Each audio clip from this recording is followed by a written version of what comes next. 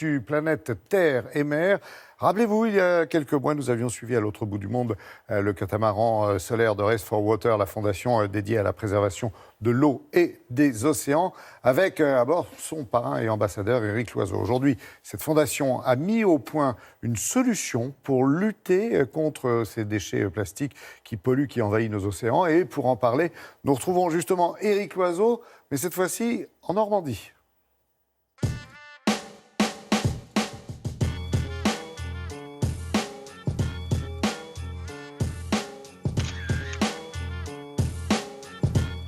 Et oui, je ne suis plus sur le catamaran solaire Race for Water au milieu du Pacifique, mais à Vernon-sur-Eure, à l'endroit où se trouve la fabuleuse machine qui nous permet de transformer le plastique en énergie électrique. Un procédé complètement novateur. Olivier, Enchanté. Marco, je suis content de te revoir. Ben, pareil, comment ouais. tu vas? C'est à peu près un camion poubelle de plastique chaque minute qui finit dans nos océans.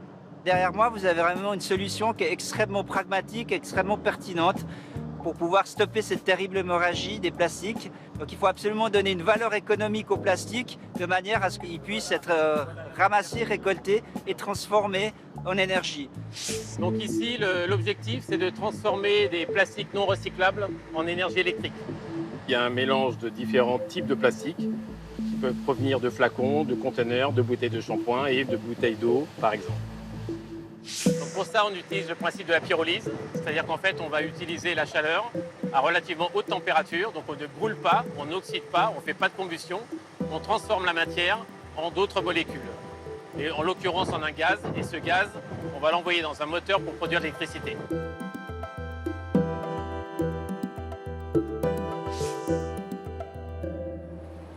Donc là, on est au cœur du système. Là, on est au cœur du système. Vas-y, Marc. Pour te donner un ordre de grandeur, 1 kg de plastique a la même valeur calorifique qu'un kilo de fioul. Ah, ça, c'est complètement incroyable. C'est énorme. C'est pour ça qu'on profite de ce matériau qui est un déchet comme un vecteur de potentiel de combustible ou de carburant. Et donc, on a un gaz qui est extrêmement riche. Ça traite à peu près 200 kg de plastique à l'heure, ça donne du travail à peu près 200 collecteurs de rue et ça transforme en électricité à peu près pour, on va dire, entre 1000 et 3000 foyers. L'objectif, c'est vraiment un déploiement à grande échelle pour des quartiers de grandes villes.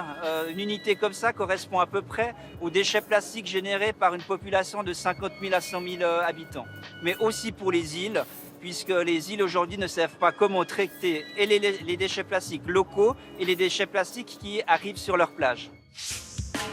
L'île de Pâques, qu'on a pu visiter récemment avec le lycée, a un énorme souci, comme la plupart des îles. Donc cette unité va permettre de gérer la totalité des plastiques générés par les Rapa Nui, par les 120 000 touristes qui viennent chaque année sur l'île, plus les 50 tonnes de plastique qui échouent chaque année sur les plages de l'île Rapa Nui. Et on va pouvoir produire à peu près 10% de l'électricité annuelle de l'île uniquement avec cette unité. L'étape suivante, c'est d'industrialiser ces unités à grande échelle pour avoir un déploiement mondial. Cette machine à Vernon est un prototype, mais on peut espérer que dans quelques années, de nombreux pays émergents seront équipés et régleront ainsi leurs problèmes d'énergie et de pollution plastique.